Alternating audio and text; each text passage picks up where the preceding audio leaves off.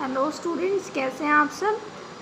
पिछली क्लास में हमने पूर्णांक के बारे में बहुत सारी थ्योरीज पढ़ी थी। आज हम उन्हीं को आगे कंटिन्यू करेंगे और आज का हमारा टॉपिक रहेगा सबसे पहला संख्या रेखा को पढ़ना। कि जो संख्या रेखा होती है वो हम किस प्रकार से पढ़ते हैं, उसे किस तरीके से उस पर नंबर्स शो करते हैं, उन सब के बारे में आज हम पढ़ेंगे। देखिए इधर,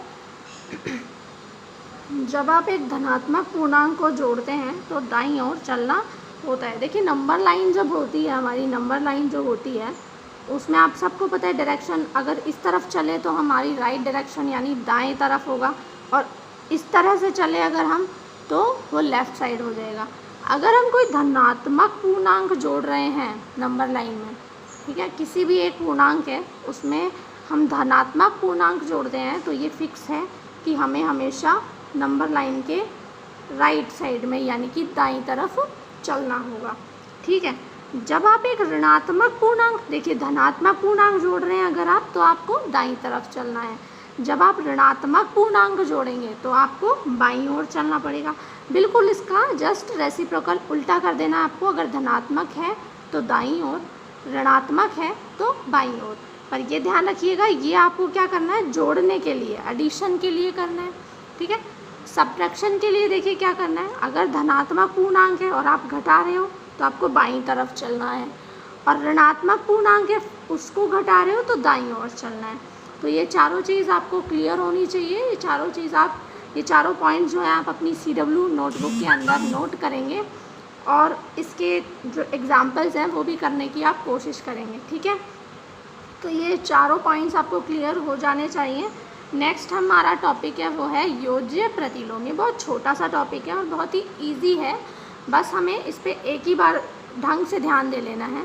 यदि किसी पूर्णांक a का योज्य प्रतिलोम बताया जाए, देखिए कोई पूर्णांक हम ले लेते हैं a, उसका अगर हम योज्य प्रतिलोम बताएंगे तो वो क्या होगा, माइनस है। बस आपको कुछ नहीं करना, अगर पॉजिटिव है तो नेगेटिव बना दीजिए और नेगेटिव है तो पॉजिटिव बना दीजिए। मतलब पॉजिटिव वैल्यू का जो योज्य प्रतिलोम होगा वो नेगेटिव होगा और नेगेटिव वैल्यू का योज्य प्रतिलोम पॉजिटिव हो जाएगा। ठीक है, अगर हम -a का योज्य प्रतिलोम ले तो वो a हो जाएगा। इसके आप एग्जाम्पल देखिए, आसानी से समझ आएंगे।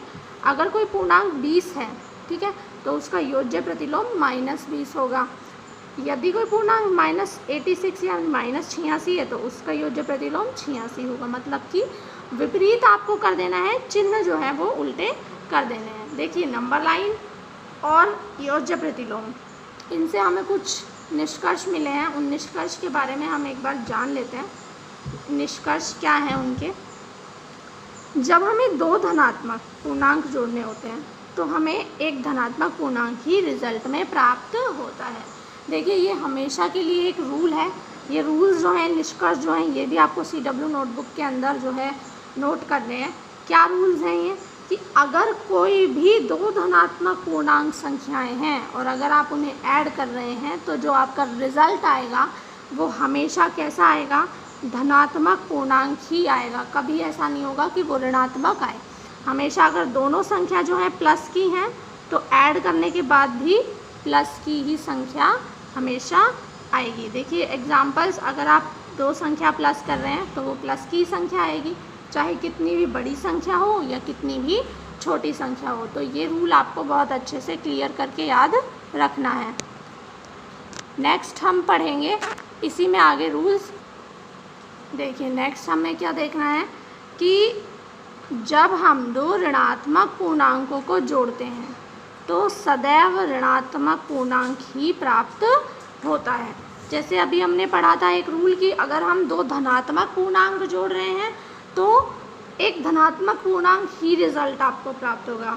और जब हम ये कह रहे हैं कि ऋणात्मक पूर्णांक हम जोड़ रहे हैं तो हमेशा ऋणात्मक पूर्णांक ही प्राप्त होगा। देखिए अगर हमने दोनों ऋणात्मक जो है, दोनों के दोनों आपने ऋणात्मक अगर जो है संख्याएं ली हैं तो उनका जो रिज़ल्ट आएगा वो भी हमेशा ऋणात्मक ही आएगा।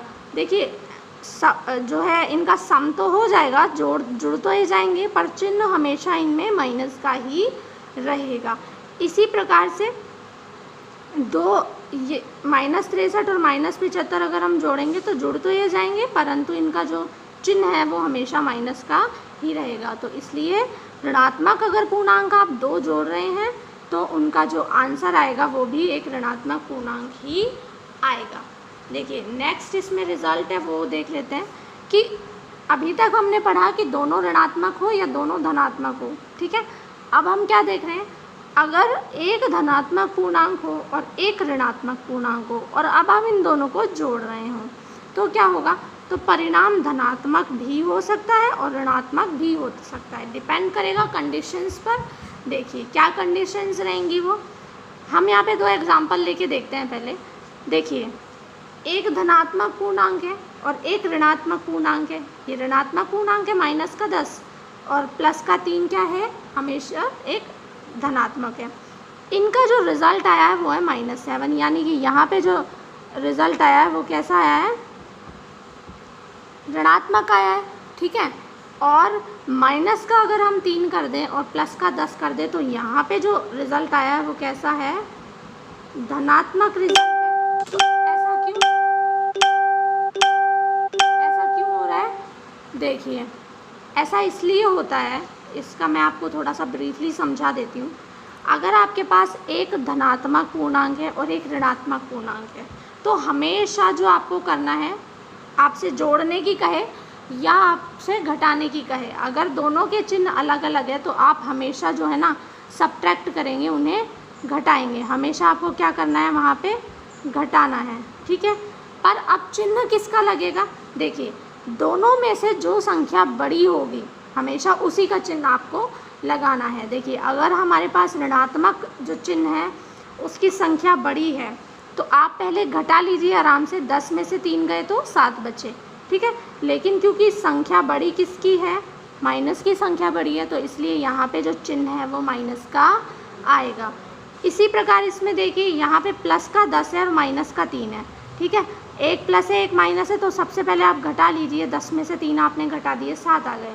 लेकिन संख्या बड़ी किसकी है, यहाँ पे प्लस की संख्या बड़ी है और प्लस की संख्या जब बड़ी होती है तो प्लस का साइन यहाँ पे आएगा। इसीलिए इसमें रिज़ल्ट ऋणात्मक रहा और इसमें रिज़ल्ट धनात्मक रहा। तो ये आपको यहाँ पे याद रखना है। ये आप ध्यान रखिएगा कि इस वाले जो क्लास में आपने पढ़ा है वो बहुत ही इम्पोर्टेंट नोट्स हैं, तो आपको CW के अंदर ये नोट्स कवर करने हैं और जो रिज़ल्ट्स अभी मैंने बताए हैं वो रिज़ल्ट्स भी आपको कवर यहाँ पे करने हैं। और इसके साथ साथ जिन बच्चों के पास में बुक्स हैं वो एग्ज़ाम्पल्स भी इनके करके देखेंगे। आगे की नेक्स्ट क्लास में हम एग्ज़ाम्पल्स और क्वेश्चंस करने वाले हैं तो आपको बेनिफिट हो जाएगा, ठीक है। अभी के लिए आप प्रैक्टिस करते रहिए। Thank you.